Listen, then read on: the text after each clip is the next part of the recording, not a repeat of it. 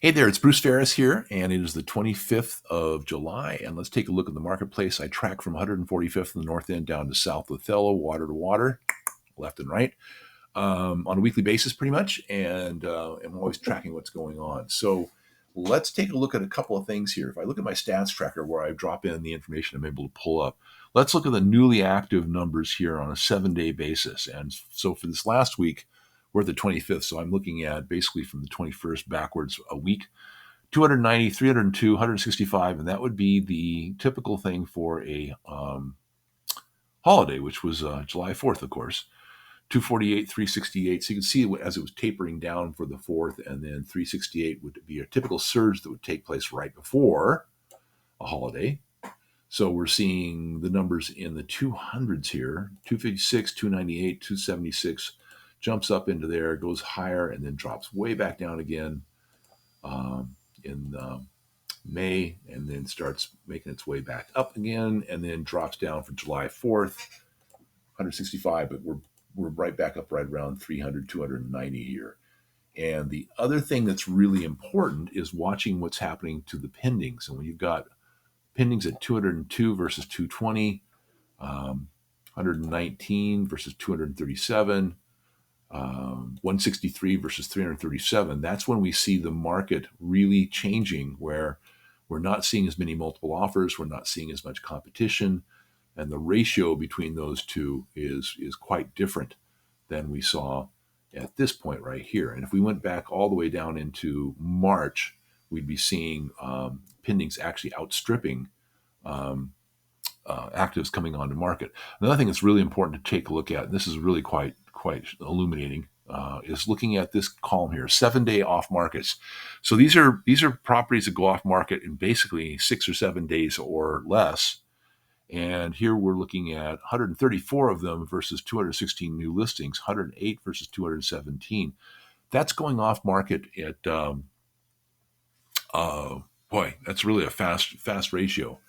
And 127 go off market in 6 days or less versus 165 that go off market during that same week time frame, which is quite amazing. 138 versus 178, 112. But we start seeing this drop down here right around May. Then we had a surge for some reason, came back up into the 80 mark. But look here, we're 120, 138, 145, 101 versus 188, 88, 80, 13. Again, that's the holiday right there. So that's going to be a lot less, 61 and 66. So we're seeing a definite softening of the amount of listings that are going off market within 6 days of hitting the market.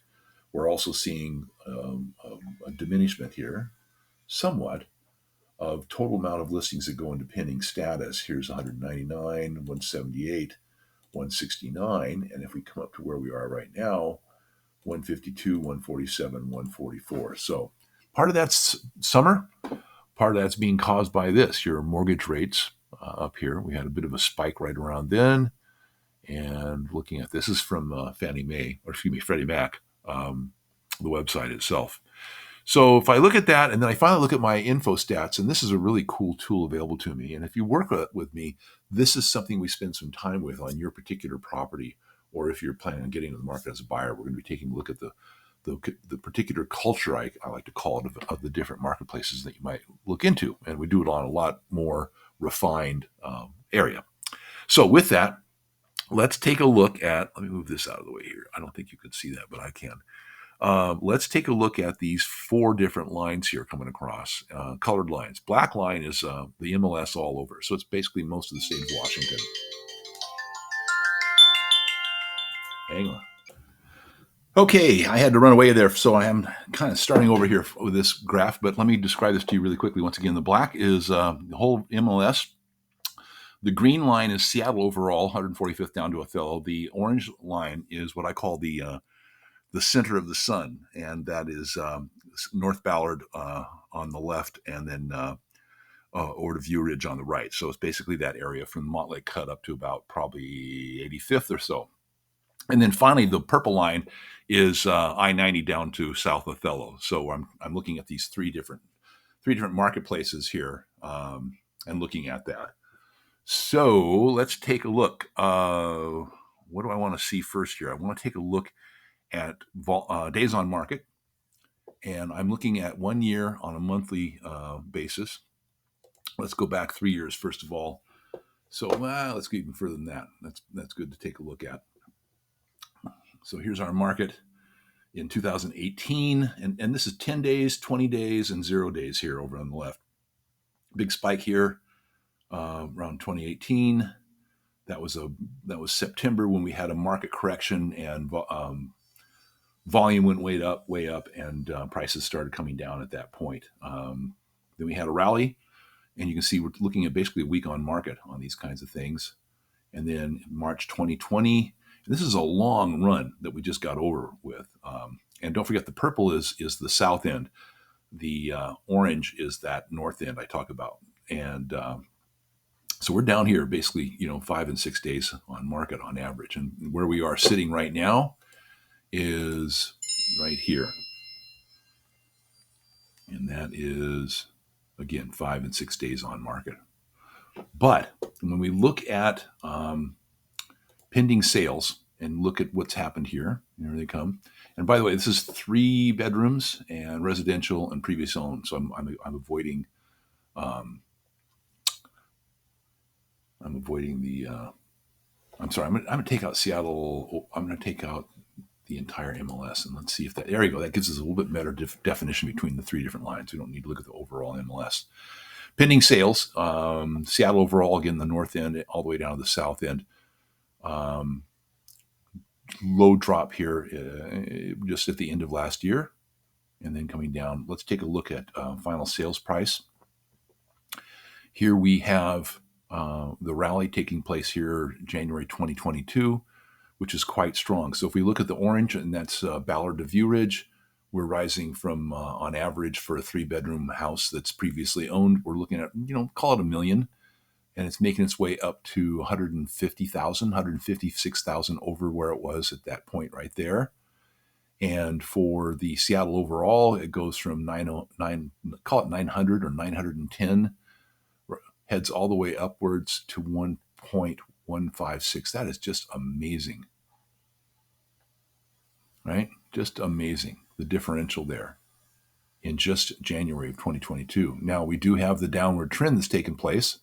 So that 3-bedroom at 1.156 is now down at 1.087 in terms of million. And the Ballard, Ravenna, View Ridge area crests at 1.156 and is at basically 1.1, $56,000, $55,000 correction taking place there, adjustment. Same thing for the south end. This must have been an anomaly to push it up that high. I would suspect that this was probably a little bit more gentle of a curve. Let's look at days on market. We're still down here in that 6 days. That's right. I just looked you to do that. I want to see how many agents are showing houses. So we have really a cool thing where all the key boxes basically are now being tracked to see how many openings are being done. And here we are starting in January. You've got 50 showings per pending sale. And now you've got 13. That's for that north end, right? Basically a 5th or a 4th, depending on where you want to look at it. Seattle overall, 38 average, and then down to, again, right down 12, 13, 14. So let's look at percent of list price. This is the last list price. And over here on the left-hand side, we see 100, 105%, 110%, 15, and 120%. So again, you see the same thing taking place here, beginning of 2022. Same thing happened here in 2021, right? Nor as drastic of a rise. So we go from, let's do it right here. Here's December. Let's go January. We got 101%, roughly 104% and 100% if I round up and down. But it makes its way all the way up to 122% by March. And we are back down again, guys. So, and this is not stopping here. We have a trend taking place that we're probably going to be seeing coming down and getting back down to 100%, and will likely be moving underneath 100% sale price list price ratio. So what does that say for buyers? Far less competing. The volume of pending sales pushing upwards. If you're in the north end, 107 of them per month in April, and then 82 of them. The amount of new listings coming on market, big time differential.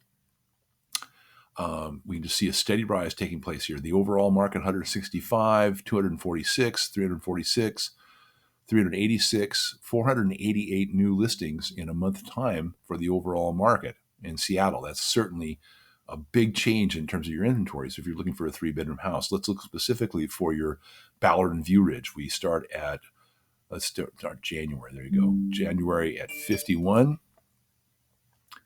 61, 92, 120, 101, and 141. So you're going to see that continue to rise. And the same thing for the south end, coming from the January at around 16 and now being up around 50 listings coming on per month.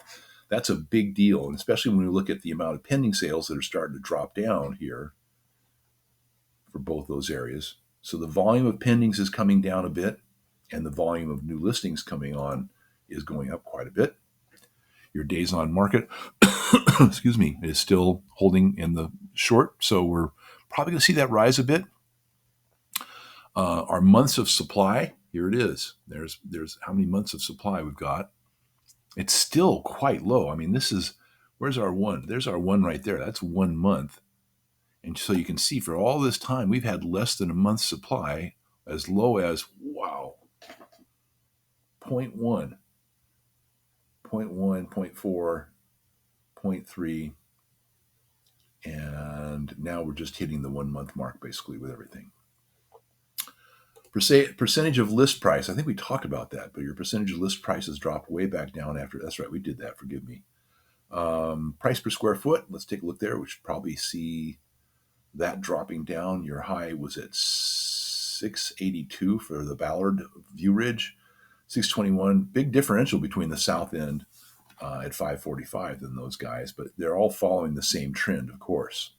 All right, that's it. Hope that wasn't too boring for you, but putting that all together, we're definitely leaving a super strong seller's market and entering more balanced market, and we will likely be seeing properties hit and beyond market a lot longer than we've been seeing before.